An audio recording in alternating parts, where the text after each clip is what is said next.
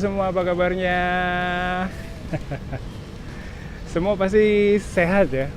Seperti biasa, tahun ini saya ampu mata kuliah presentasi bahasa Jepang lagi. Tahun ini saya masih pakai metode ngajar yang sama dengan tahun kemarin. Di mata kuliah presentasi saya nggak minta mahasiswa buat naskah presentasi. Mereka bisa presentasi dengan naskah dan PPT yang udah saya sediain. Presentasi itu pada dasarnya hal yang susah, jadi saya nggak mau buat kuliah ini jadi lebih susah lagi. Terus karena beban belajar mereka sedikit, jadi mereka bisa fokus latihan presentasi. Di pertemuan kedua dan ketiga, sebagian dari mahasiswa udah berani presentasi di depan kelas loh. Mereka keren banget. Terus kemarin saya sempat ngobrol-ngobrol sama mahasiswa dari klub Shodo. Mereka latihan setiap hari Jumat dari sekitar jam 3 sore sampai sekitar jam 5. Tapi sayang banget sekarang mereka nggak ada yang bimbing. Kalau dulu sih ada dosen orang Jepang yang ajarin mereka, tapi dosen itu sekarang udah pensiun. Jadi sekarang ya yang bimbing itu ya mahasiswa senior. Saya juga sempat coba tulis kanji pakai Hude, tapi hasilnya nggak bagus. Mungkin pikiran saya lagi kacau kali ya.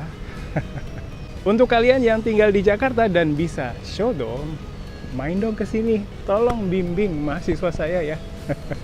Nggak perlu punya sertifikasi atau profesional, asal bisa sedikit aja udah oke banget. Dan akhirnya saya beli kacamata baca loh. Saya udah beberapa kali ngobrol tentang kacamata baca ke teman kerja saya. Terus saya bilang kalau saya mau cek mata saya dulu ke rumah sakit. Terus teman kerja saya bilang gini, Pak Hari itu matanya plus Pak, nggak perlu ke dokter mata lagi. Beli kacamata di kaki 5 juga jadi Pak. gitu.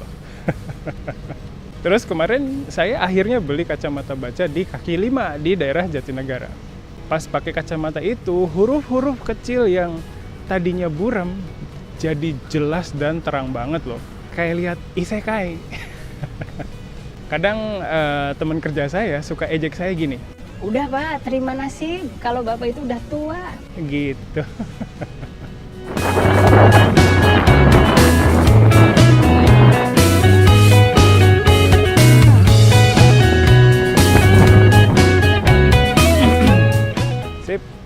Itu tadi cerita keseharian saya. Makasih untuk kalian yang udah nonton video Japanesia minggu kemarin. Semoga videonya bermanfaat ya.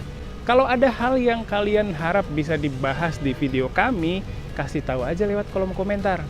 Kemarin saya pergi ke pasar dan mall di sekitar rumah untuk belanja keperluan lebaran.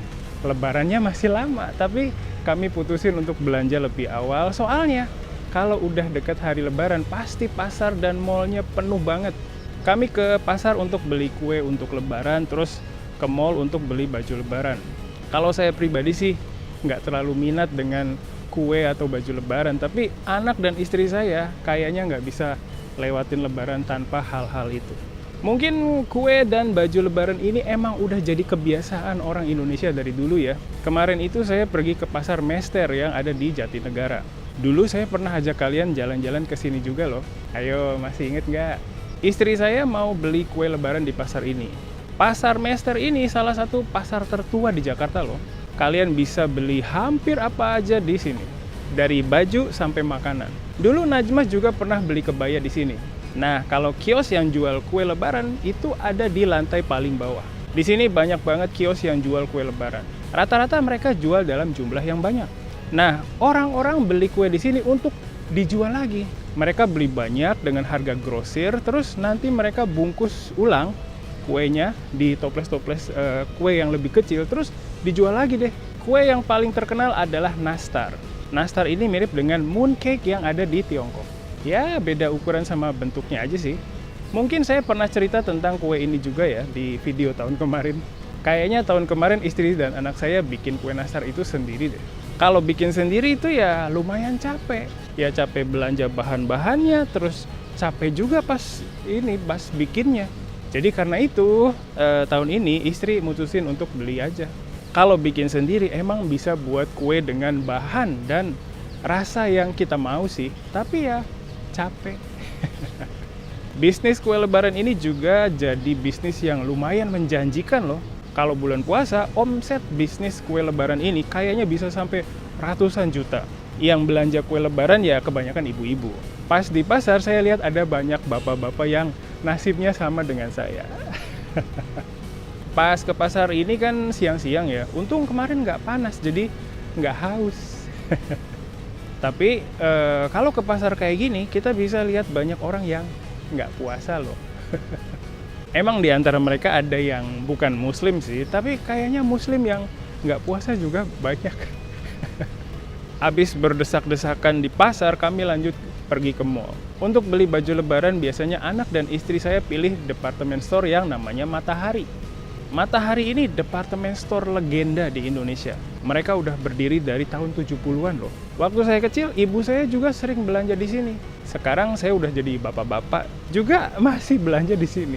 Matahari itu punya variasi barang yang banyak. Terus harganya juga ya lumayan terjangkau.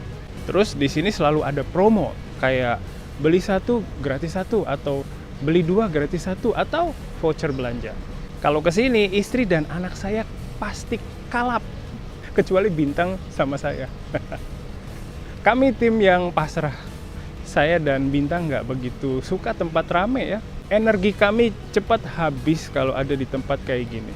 Bawaannya pengen pulang terus. Di area mall juga udah rame dengan banyak penjual pakaian. Pokoknya suasananya udah suasana lebaran deh.